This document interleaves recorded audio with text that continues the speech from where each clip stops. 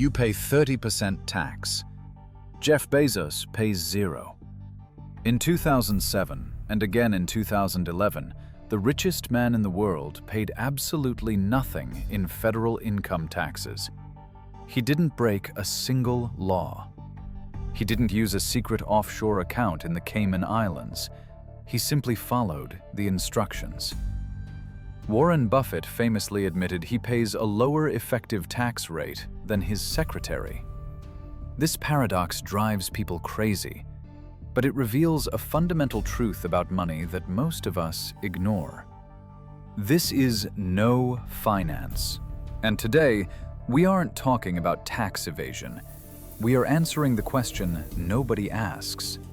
How do you spend $50 million a year, live like a king, and legally report zero income to the IRS? To understand the answer, we have to stop thinking about money like a worker and start thinking like a bank. To understand the loophole, we have to go back to the moment it was created. 1913. The 16th Amendment is ratified, creating the federal income tax.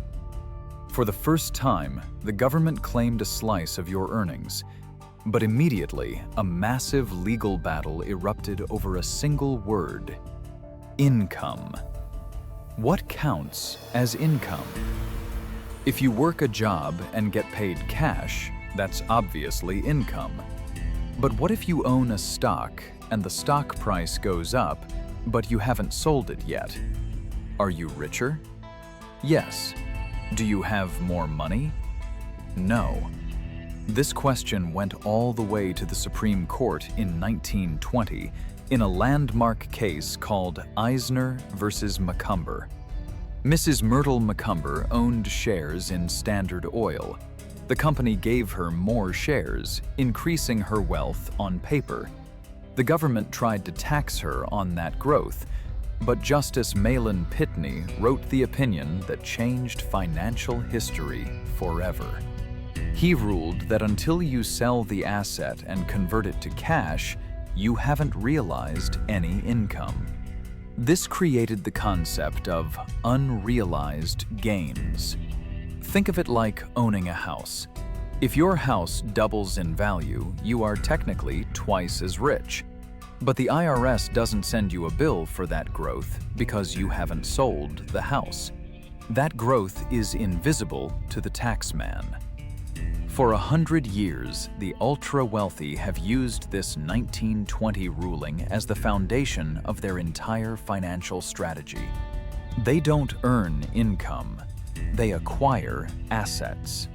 And that brings us to the three-step cycle that turns this legal definition into a tax-free lifestyle.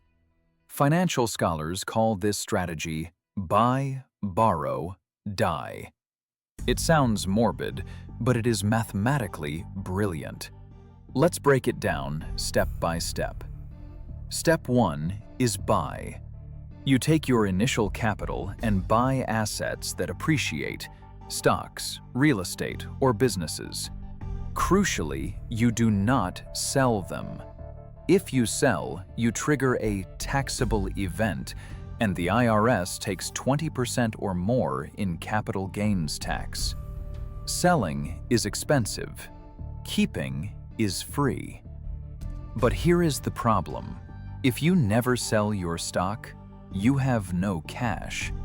You can't buy a yacht with Amazon shares. You can't buy groceries with Berkshire Hathaway stock. So how do billionaires pay for their $50 million lifestyles? That brings us to step 2, borrow. This is the magic trick. Instead of selling the stock, the billionaire goes to a bank and asks for a loan, using the stock as collateral. Banks love this. If you are Elon Musk or Jeff Bezos, the bank knows you are good for the money. They will lend you cash at incredibly low interest rates, often between 1% and 3%. Now, watch closely. When you receive a loan, is that income? No. Because you have to pay it back, a loan is not income.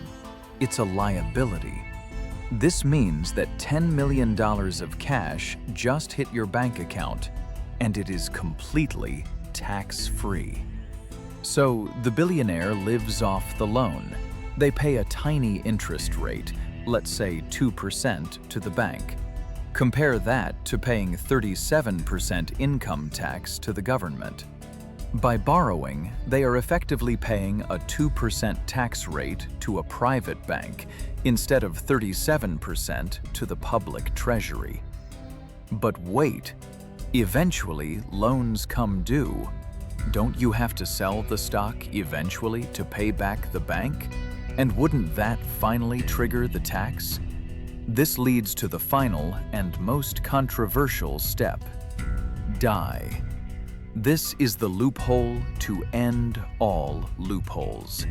It's called the step-up in basis, found in Section 1014 of the tax code. Here is how it works. Suppose you bought a stock for $10. That is your basis. Over your life, it grows to $100. If you sell it while you are alive, you owe tax on that $90 of gain. But if you die, the rules change. When your heir inherits the stock, the tax code resets the basis to the current market value. The IRS treats it as if your heir bought the stock today for $100.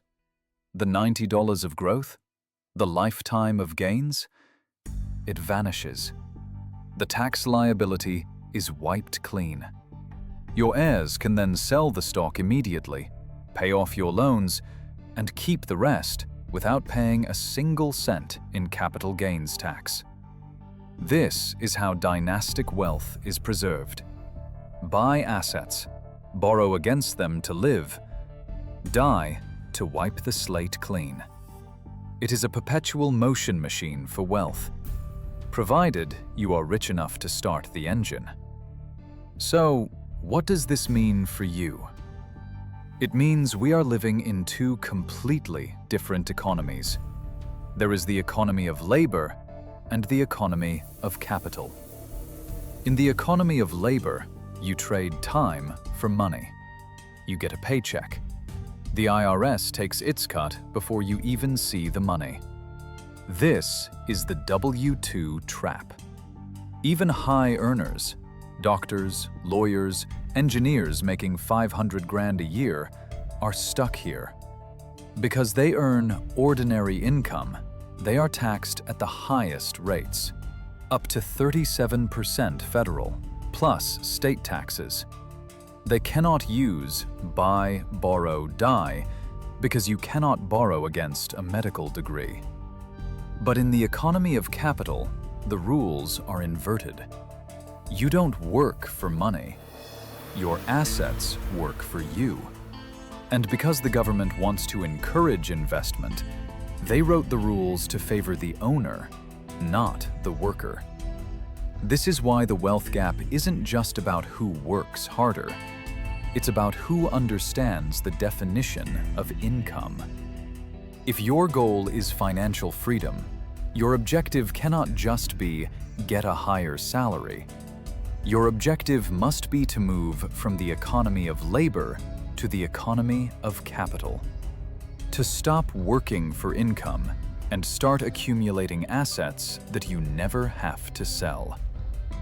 Looking at all of this, it's easy to get angry. But anger won't lower your tax bill. What the buy, borrow, die strategy teaches us is that the tax code isn't just a bill to be paid, it's a rule book to be read. The system is designed to punish selling and reward owning. Understanding that the government incentivizes asset ownership over labor is the first step to changing your financial destiny. But knowing the loophole is one thing, having the capital to use it is another. The tax code isn't the only barrier between you and the ultra-wealthy. I'm here to help you know money and markets.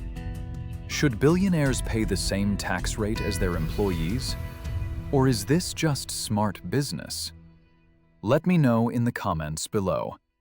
See you at the next tax loophole.